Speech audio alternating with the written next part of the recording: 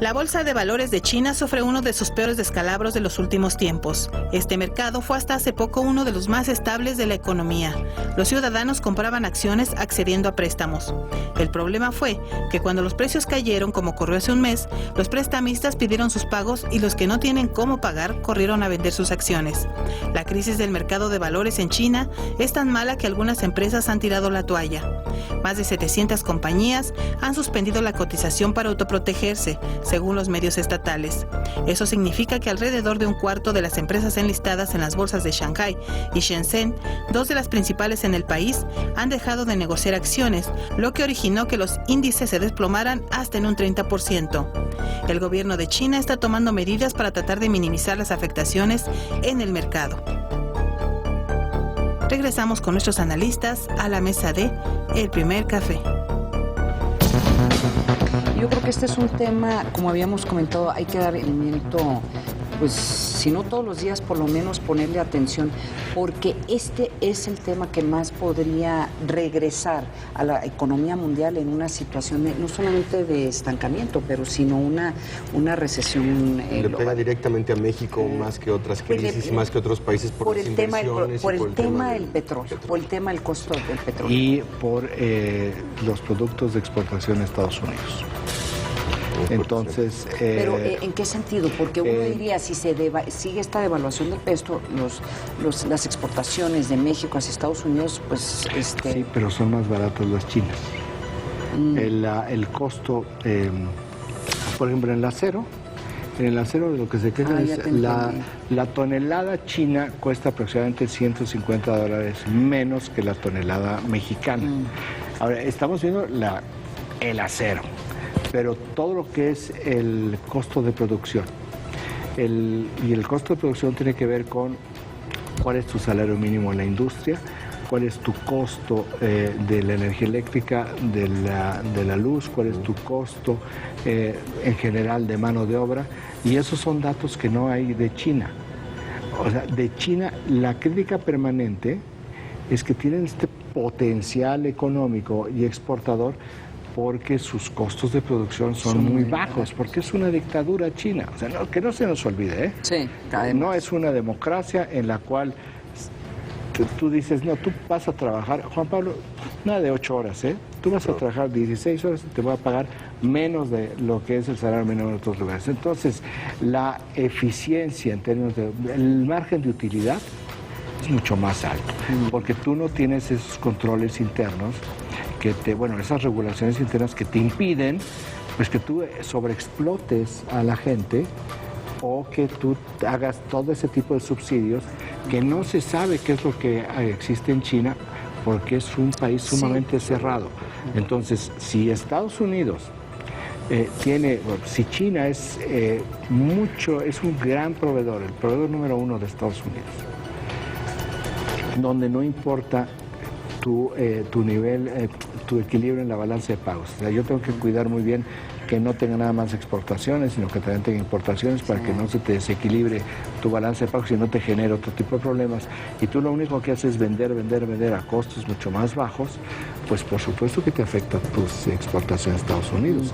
Aunque el precio del dólar te ayude, el mismo precio del dólar está ayudando a China. Sí. No es únicamente para ti. Y luego, claro, está el tema del acero. Sí, que precisamente hablando del tema de China, desde la industria del acero aquí en nuestro país, hay reclamos precisamente por parte de los empresarios y las competencias desleales en las importaciones de materiales desde ese país, desde China. Para atender esta queja se acordaron nuevas medidas con el gobierno federal.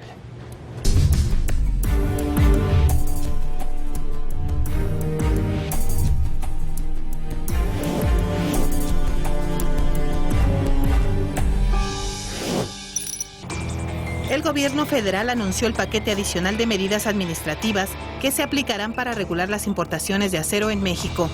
Funcionarios de la Secretaría de Economía, del Servicio de Administración Tributaria y la Cámara Nacional de la Industria del Hierro y del Acero se reunieron para resolver la problemática que enfrenta la industria siderúrgica por la llegada de altos volúmenes de productos acereros provenientes de China.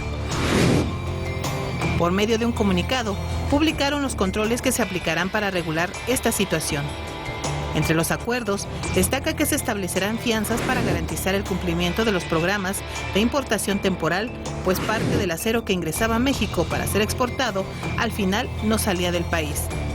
Igualmente, se informó de la incorporación de 86 fracciones arancelarias de productos siderúrgicos al tratamiento de mercancías sensibles, medida que condiciona a las empresas a cumplir requisitos extra a los de una importación normal. En cuanto a importaciones definitivas, decidieron ampliar la cobertura del aviso automático de importación, agregando aranceles en productos y endurecer la revisión de estos avisos. El acuerdo incluye la formación de un comité para la revisión de operaciones de comercio exterior, formado por el SAT, la Canacero y la Secretaría de Economía, de manera que exista mayor control en aduanas para combatir fraudes y la triangulación de productos, así como el compromiso para reducir al mínimo el tiempo de las investigaciones que soliciten las empresas por prácticas desleales. Finalmente, el documento reitera que además de estos controles, se seguirán explorando otras posibles implementaciones bajo la premisa de no afectar las cadenas productivas, es decir, en industrias como la automotriz, la aeroespacial y de enseres domésticos. Regresamos con nuestros analistas a la mesa de El Primer Café. Por otra parte, la crisis económica en Grecia está afectando a las personas pensionadas, que son casi la mitad de su población.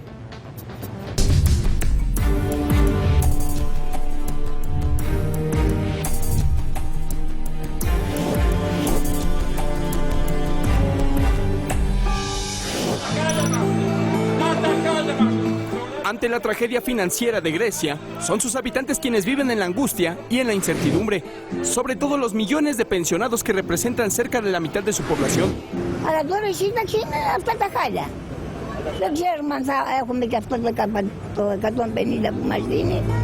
Durante años, Grecia pidió miles de millones de euros para pagar pensiones y mantener su esquema de reparto, acción que lo llevó al borde del colapso. Los jubilados están desesperados, no saben qué hacer. El dinero en los bancos es limitado.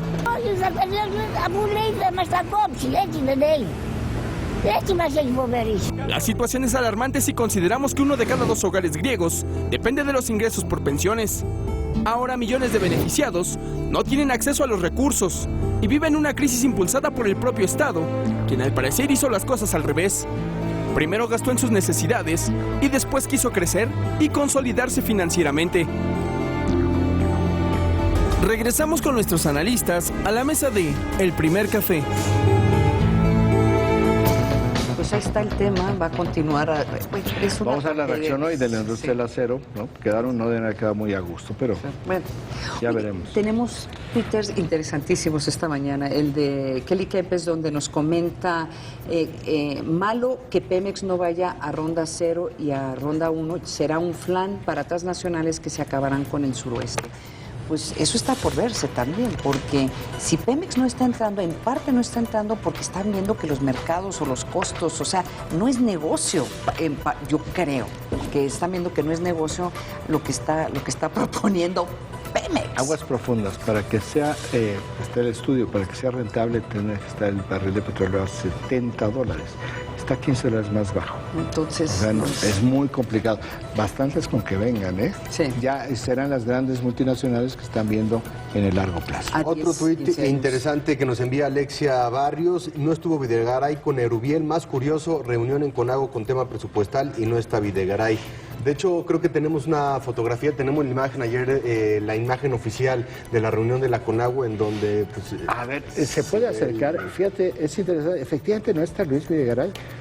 Extraño porque el tema, había 2 temas centrales que planteó el presidente. Uno fue la seguridad, ahí está a la derecha del gobernador Mariano González Sarur, que está a la derecha del presidente Peña Nieto, el secretario de Gobernación, Miguel Ángel Osorio Chong. A la izquierda, Mariano González es el presidente saliente de la Conago.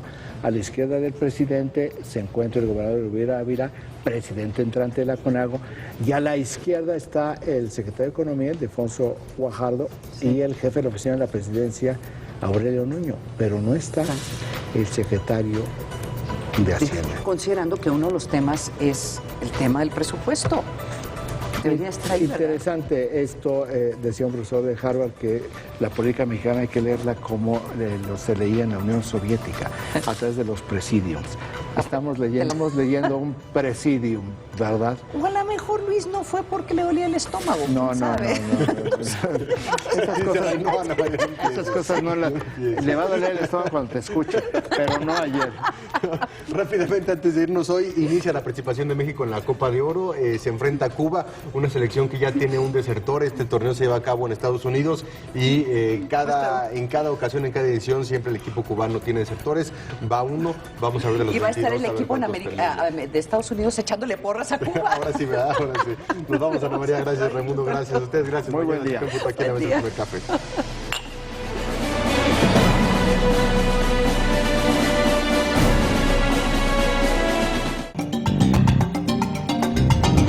¿Le han dicho que necesita un aval para que le puedan dar un crédito?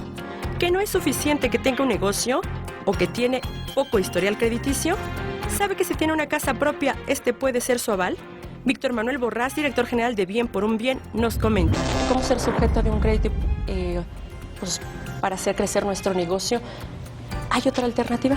Bueno, nosotros ofrecemos una alternativa, bien para bien, que quiere decir usar un bien para generar otro bien, para hacer un negocio. Ofrece una alternativa a pequeños empresarios de dar un crédito basado en una garantía hipotecaria. En México, Marilena, en los últimos años hay muchísimos propietarios de casas y todos estos propietarios, en una buena mayoría, son empresarios. Entonces ellos pudieran usar su casa como una garantía para poder obtener un crédito en buenas condiciones y rápido. ¿Cómo utilizar mi casa para tener un crédito para hacer crecer mi negocio? ¿Cómo se hace?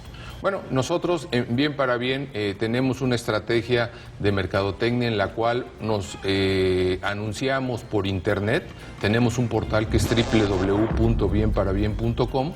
A través de ese portal le damos al cliente asesoría de qué tipo de crédito puede obtener y cuáles son las tablas de amortización que tendría el crédito que él pediría. Ahí le establecemos las condiciones y por ese mismo canal podemos captar sus solicitudes. No tiene que ir a ninguna oficina, no tiene que ir a ningún banco, sino únicamente a través de internet puede hacer la solicitud de un crédito, pero sí es importante que cuente con una garantía que normalmente puede ser una casa o un departamento. En concreto, interesantes estrategias que se abren en proceso de abrir un negocio. Aquí una opción, usted es el que decide.